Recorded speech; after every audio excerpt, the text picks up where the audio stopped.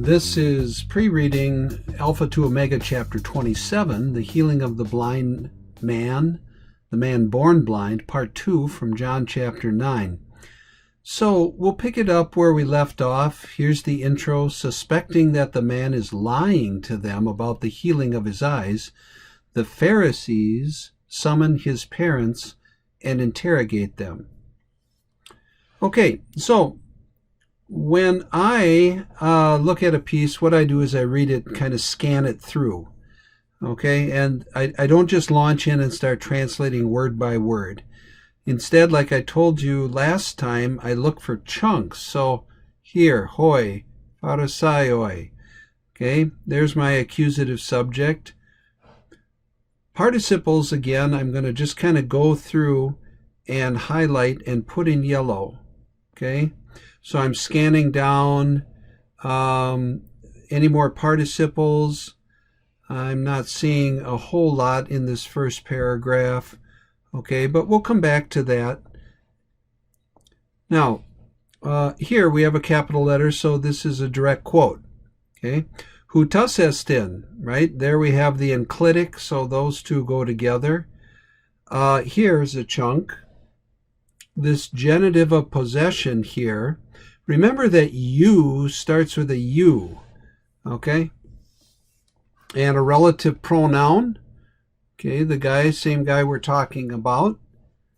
Now, make sure you don't miss the clue here with the theta. Okay?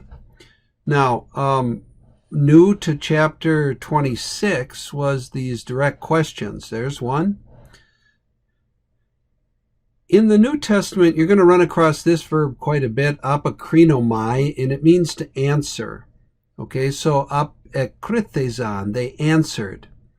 Okay, now here's a chunk, nominative chunk. Okay, now we have a direct quote again. Here's a chunk. Okay, and it's almost a repetition of the previous sentence, relative pronoun. Okay, now this, of course, now look what's happened here. Pos has turned into hapos. All right. So what happened here? What does this mean when pos turns into hapos? Right. This is from the verb oida. Okay. Now another thing. What happens when tis turns into hustis? Chapter 26. What happens when tis turns into hustis? Right? Okay. Here's a chunk. Okay. Here's that verb repeated. Okay. Ate. Okay. So, erotao, to ask. Okay. Now, do you remember this idiom from first semester? Helikian echo. Okay. Now, they kind of pile up the intensive and reflexive here. Okay, but remember, here's a prepositional chunk. Okay, and here's that same verb from apokrinomai, apokrinaitai. Okay, but now this is nominative. Okay, so that has to go with the verb. Remember that autos, when it occurs in the nominative, it becomes intensive. Autos becomes intensive when it's in the nominative. So, he himself. Okay? Now, going on with the second paragraph, yellow highlighter, do we have any participles that we have to deal with? I'm scanning the text, just kind of scanning it. No, I'm not seeing a whole lot of participles here. So it's going to be pretty straightforward, okay? So, pick up the tense here, right? Here is the Pharisees, okay? And here is my accusative chunk. And here, now this phrase right here, I just want to talk about this. This was a Jewish kind of an oath. All it says is, glory to God, period. And they said to him, glory to God.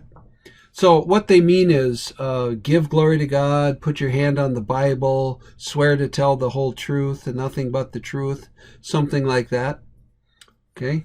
And notice this bold statement of theirs. The Pharisees are still talking here. Okay? I know that because I have a capital delta here. So this is the beginning of the direct quote. Okay? And here's the end of it. Okay? Right here. So, what do they say they know? Okay? And what do they say they know about Jesus? Here's apokrinomai again. Here, apokrithe. Okay? Ekainos. What case do we have here with ois? Ois. Okay? So, that goes with the verb. But what about this? In what case? Now, another direct quote. Now, this is from chapter 26 as well. Okay? What happens, to this word, I? Okay? Chapter 26. Look at the examples there in the second half of the chapter. Okay? Allah often indicates a 180-degree shift. Okay? This I know, but this I know.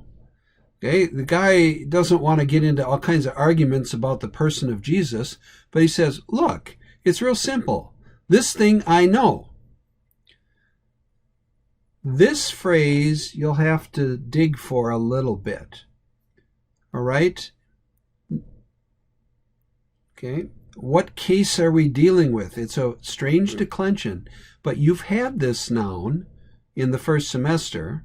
You've had this noun, but it does have an irregular plural. Okay, so that's what we're dealing with here with pal ete. Oh, I missed a participle. Here it is. There it is. What gender, number, and case is that participle? I know this. This is all I know. Okay, there's my participle. Use it as an intro. And you may wish to give it a shading then, too.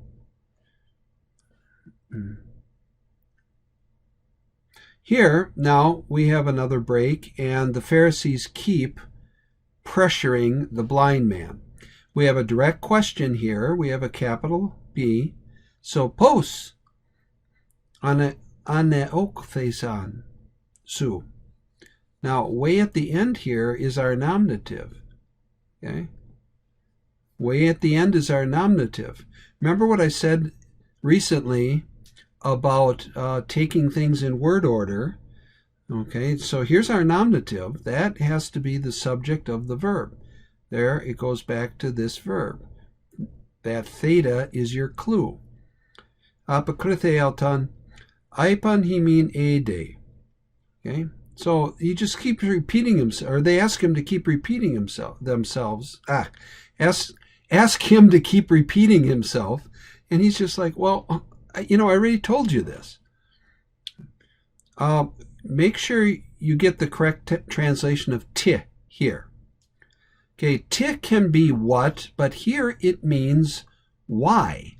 Okay, so here it means why, and in a direct question.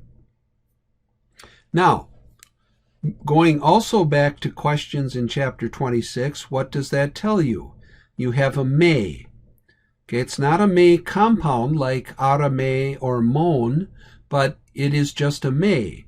So as you translate this last sentence, okay, it gives you some insight into what the blind man is saying. What kind of answer is he expecting? That is the pre-reading for Alpha to Omega, chapter 27.